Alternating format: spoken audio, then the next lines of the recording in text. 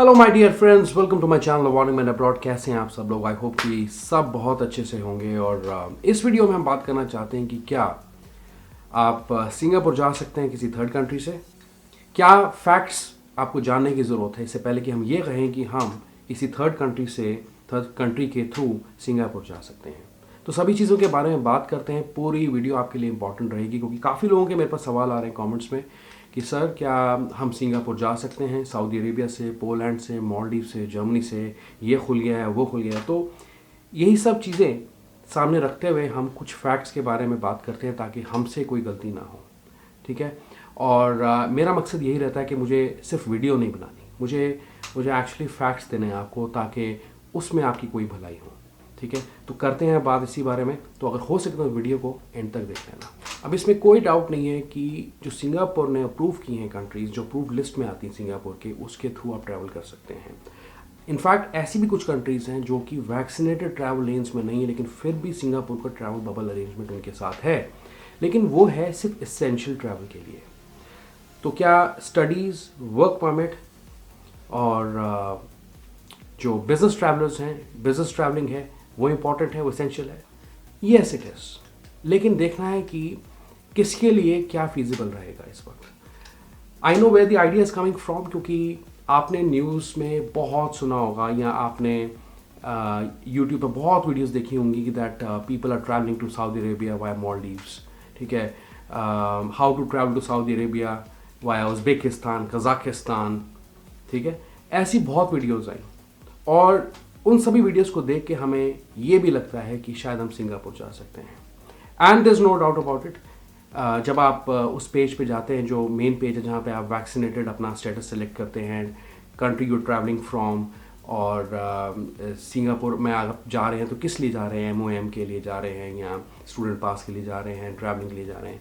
तो वो जब आप सेलेक्ट करते हैं नीचे लिखा ज़रूर आता है कि yes you can apply through study visa lane, ठीक है, स्टूडेंट पास लेन, सॉरी। तो वो सारी बातें ठीक हैं, लेकिन ऑफिशियली सिंगापुर को अभी भी इंडियंस के लिए नहीं खोला गया है। इनफैक्ट किसी भी हाई रिस्क कंट्री के लिए नहीं खोला गया है। ये चीज़ हमें जो है दिमाग में रखनी है। और आप काफ़ी समझदार हैं कि आपको ये पता होगा कि कॉस्ट ऑफ लिविंग आपकी कितनी बढ़ जाएगी अगर ऐसा होगा तो क्या चीज़ें प्रैक्टिकल हैं आपके लिए, क्या फीजिबल हैं करनी? सवाल ये है। क्यों नहीं? ये वीडियो मैं पहले भी बना सकता था अपने चैनल के थ्रू कि आप थर्ड कंट्री से जा सकते हैं, लेकिन कितना प्रैक्टिकल है लोगों के लिए, ये ज़्यादा इंपॉर्टेंट है इनफैक्ट मैं वीडियो बनाऊँ। Now it is not practical for students at least I think, क्योंकि जो कॉस्ट ऑफ एजुकेशन आपकी वैसे ही बहुत हाई है वहाँ पे, जो ट्यूशन फीस है वो बहुत हाई है वहाँ पे। इवन ऐसे भी कोर्सेज जो 50-60 लाख के भी हैं, ठीक है।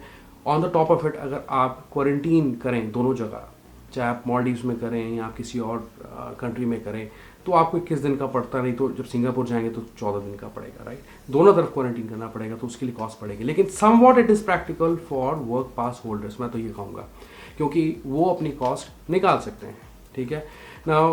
मैं अपने चैनल के थ्रू कोई भी चीज़ आपको एडवाइस नहीं करूँगा जो प्रैक्टिकल नहीं है, ठीक है। मैं चाहता हूँ कि आप बहुत अच्छे से करें और you reach your dreams, you build your careers, my good wishes are with you. लेकिन इससे वो सब बातें ठीक है, लेकिन दूसरी तरफ है कि ये चीज़ें कैसे होंगी, ठीक है, और यही हम सोचते हैं। अब जो है अल्टीमेट डिसीजंस आपको पता है वो मिनिस्ट्री ऑफ मैन पावर के हाथ में है या मिनिस्ट्री ऑफ एजुकेशन के हाथ में है, immigration and checkpoint authority के हाथ में है to approve your entry and you can inquire with them today, ठीक है। मैं आपको एक प्रेस रिलीज दिखा देता हूँ जिनको जो लॉन्ग टर्म पास होल्डर्स हैं वो जो है कांटेक्ट कर सकते हैं ICA को, और जो स्टूडेंट्स हैं उनको एनी हाउ उन्हें कांटेक्ट करना पड़ेगा मिनिस्ट्री ऑफ एजुकेशन के लिए अगर उन्हें अप्रूवल चाहिए। अब बात करते हैं कुछ फैक्ट्स की। क्या हम जा सकते हैं या नहीं जा सकते, क्या गारंटी है, ठीक है। तो कुछ फैक्ट्स चेक करते हैं और उन फैक्ट्स में से सबसे पहली चीज़ आती है वैक्सीनेशन। काफ़ी कंट्रीज़ हैं जो कि इस वक्त इंडिया के वैक्सीनेशन सर्टिफिकेट्स पे क्वेश्चंस कर रही हैं, हालांकि कोई रीज़न नहीं है, कोई लॉजिक नहीं है। अब सवाल यह है कि सिंगापुर अप्रूव करती है Indian made Covid shield, specially क्योंकि इंडिया में ज़्यादातर कोवैक्सीन कोविड शील्ड लोग लगवा रहे हैं, ठीक है। तो क्या ये अप्रूव करती है? Now we are not talking about Covaxin at all, which still doesn't have approval from WHO, ठीक है। लेकिन अगर आप इस आर्टिकल को पढ़ें जो अप्रैल 2021 में रिलीज़ हुआ तो इसमें साफ लिखा है कि pass holders will be considered fully vaccinated 2 weeks after receiving the full dosage of any COVID-19 vaccine under the World Health Organization's emergency use listing. These include Pfizer BioNTech, Moderna, and as well as vaccines made by Sinovac, Sinopharm, AstraZeneca, Johnson and Johnson, and the Serum Institute of India's Covishield Covid vaccine. तो इसका मतलब ये हुआ कि हमारी जो vaccine है जो इंडिया में बनी, अगर हमने वो लगवाई है, वो कंसिडर की जाएगी सिंगापुर में. तो चलिए ये भी चीज़ क्लियर होगी. आगे पढ़ते हैं. Additional implementation. Pass holders must be able to produce documents to prove their vaccination status before boarding the flight and upon arrival in Singapore. समझ में आता है, ठीक है. वैक्सीनेशन सर्टिफिकेट, सपोर्टिंग डॉक्यूमेंट लगाना पड़ेगा, आपको दिखाना पड़ेगा बोर्डिंग के दौरान यहाँ जब आप सिंगापुर पहुँच जाएंगे. Pass holders who are vaccinated overseas, जिनको सिंगापुर में वैक्सीन नहीं लगी, बाहर लगी कहीं पे भी, will be required to take serology test with the Ministry of Health's designated health providers to confirm their vaccination status within 14 days of completing stay home notice. ठीक है. तो ये एक सेरोलॉजी टेस्ट भी आपको लेना पड़ेगा. ये RT-PCR टेस्ट नहीं है, ये डिफरेंट टेस्ट होता है. सिर्फ वो चेक करते हैं कि कितनी इफेक्टिव है आपकी vaccine, if I am right. अब दूसरा जो फैक्टर आता है देखने वाला, वो आता है करंट सिचुएशन. तो अभी आज ही की न्यूज़ में है कि सिंगापुर के अंदर 8 more COVID-19 deaths as Singapore reports 2909 new cases. Now what I want to say here is that there is lot of unpredictability. कोई भरोसा नहीं है. इवन अगर आप ट्रैवल करते हैं किसी थर्ड कंट्री से या क्वारंटीन करते हैं दोनों कंट्रीज में जाके, नॉर्म्स जो हैं वो कभी भी चेंज हो सकते हैं. इस वक्त तो खासकर बहुत चेंज हो सकते हैं नॉर्म सिंगापुर में. मैं ये कैसे कह सकता हूँ किसी को कि आप सिंगापुर चले जाइए किसी थर्ड कंट्री से. अब सिंगापुर की गवर्नमेंट ने बहुत क्लियरली कहा था 1 हफ्ता 2 हफ्ता पहले अपने प्रेस कॉन्फ्रेंस के थ्रू कि they will not compromise on their health care system no matter what. Health care system के साथ वो नहीं खेल सकते, नहीं छेड़ सकते उसको.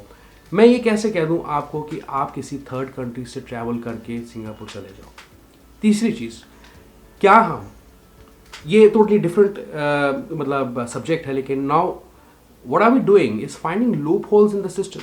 ठीक है, हम ये देख रहे हैं कि किस तरीके से हम जो है कोई ज़रिया बना के सिंगापुर में चले जाएं.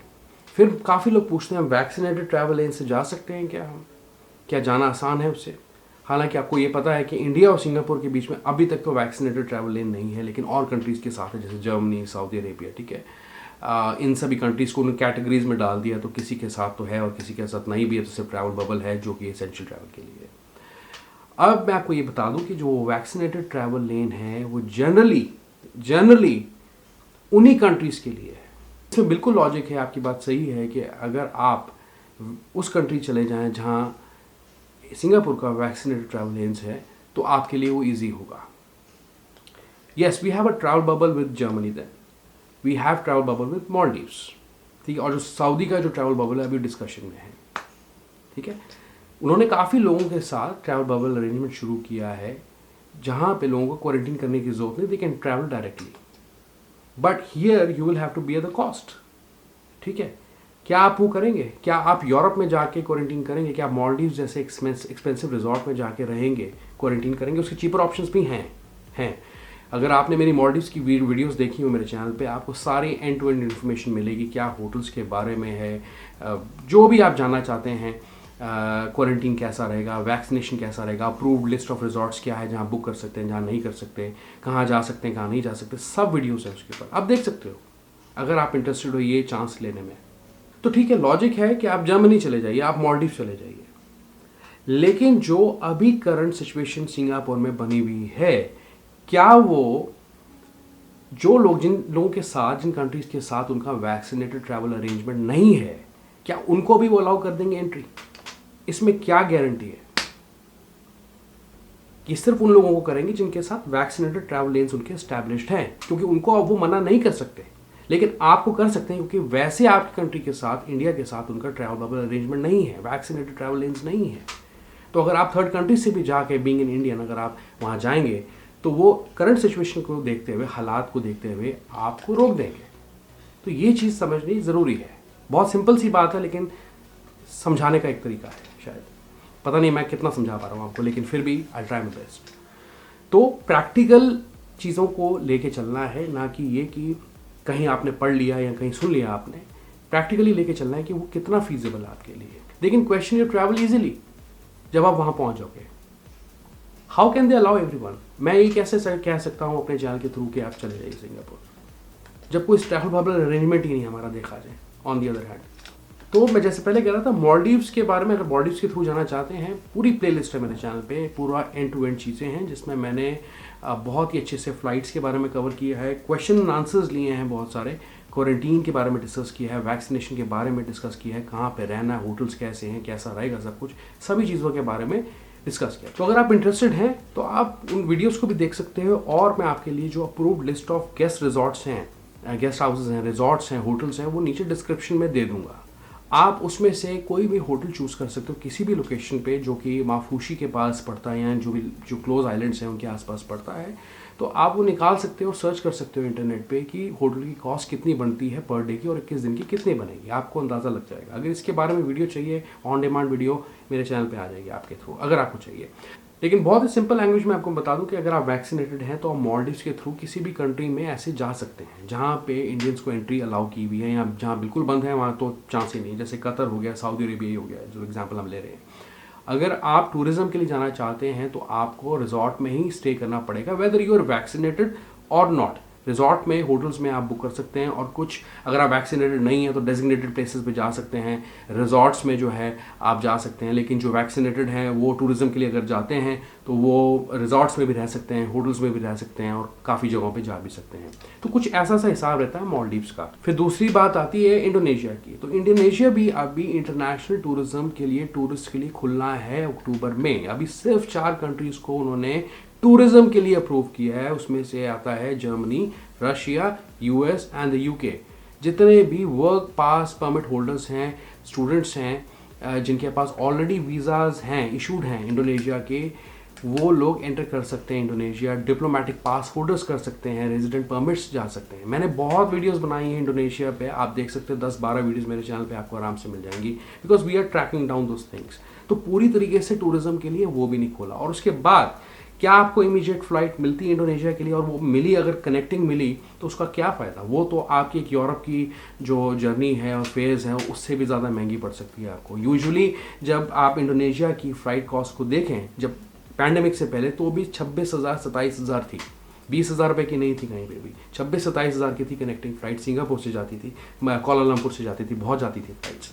लेकिन अब ऐसा नहीं है, अब वही फ्लाइट आपको और भी ज़्यादा एक्सपेंसिव पड़ेगी। तो क्या आप वो भी चांस लेंगे? उस चीज़ का चांस ले सकते हैं। Alright, thank you so much guys for watching this video.